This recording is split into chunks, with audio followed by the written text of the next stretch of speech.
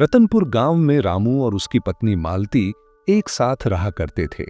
रामू एक लकड़हारा था, मगर उसके दिल में लालच बहुत ज्यादा था। वह हर वक्त इसी सोच में लगा रहता कि कौन सी चाल चले जिससे ढेर सारा धन कमाया जा सके। एक दिन जब वह जंगल में लकड़ियां काटने गया तो रास्ते में उसकी मुलाकात अपने पड़ोसी भोला से हुई, जो बकरियों के एक झुंड के साथ वापस आ रहा था। रामू को ताज्जुब हुआ। भोला की हालत कुछ बदली बदली सी लगी। जब रामू ने पूछा तो मालूम हुआ कि ये बकरियां उसे दहेज में मिली हैं, जो उसके ससुराल वालों ने दी थीं। रामू के दिल में तुरंत लालच ने अंगड़ाई ली। वह कुल्हाड़ी संभालता हुआ सीधा घर वापस आ गया।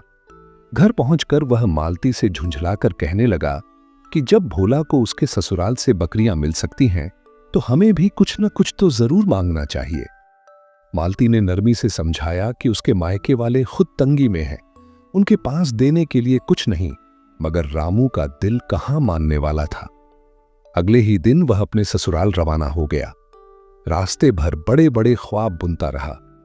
दिल में उम्मीदें थीं कि वह बकरियां लेकर ही लौटेगा। ससुराल पहुंचकर उसने बड़े अदब से अपनी बात रखी। ससुर लालू ने उसकी हालत देखकर अफसोस तो किया, मगर अपनी बेबसी का इजहार भी किया। उनके पास सिर्फ एक गधा था, वो भी बूढ़ा, और अगर चाहे तो रामू उसे ले जाए। रामू ने दिल मसोस कर वह गधा कबूल किया। उसे बकरियां तो न मिली, मगर उसने गधे को भी एक मौका समझकर घर ले आया। घर आकर मालती ने उसे सराहा कि यह गधा लकड़ियों को ढोने में काम आ सकता है। रामू को यह ख्याल अच्छा लगा। अगले दिन वह गधे के साथ जंगल गया। जल्द ही गांव के लोग उसके गधे की मेहनत और ताकत के कायल हो गए। गणेश्याम ने तो उसे खरीदने की पेशकश तक कर दी, मगर रामू ने इनकार कर दिया।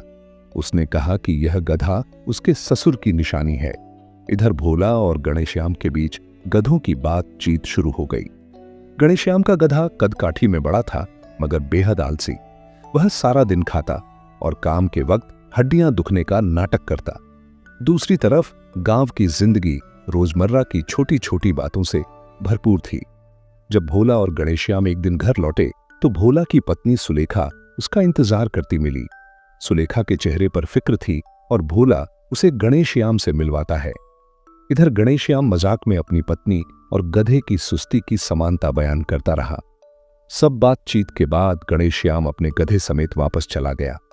अगली सुबह फिर वही मामूल दोहराया गया। गणेश्याम अपने गधे पर भारी बोरियां लादने लगा और गधा हंसपे आदत चीखने चिल्लाने लगा। उसकी आवाजें सुनकर भोला वहां पहुंचा। उसे सब पता था, लिहाजा उसने गणेश्याम की मदद की और कहा कि आज उसका गधा आराम करे। गणेश्याम के दिल में शक था और वह समझ चुका था कि उसका गधा रोज यही नाटक करता है। शाम को दोनों दोस्त गधों की शिकायत करते हुए वापस लौटे। तब तय किया गया कि अगले दिन गधे को सबक सिखाया जाएगा। अगली सुबह गणेश्याम ने फिर से गधे पर बोरियां रखीं। गधे ने हमेशा की तरह चीखना चिल्लाना शुरू किया। भोला फिर से आया और मशविरा दिया कि गधे को बोरियों समेत यूं ही खड़ा छोड़ दो। जब किसी ने उसकी मदद न की तो गधे को एहसास हुआ कि यह चाल अब नहीं चलेगी। आखिरकार उसने बोरियों को लेकर चलना शुरू कर दिया।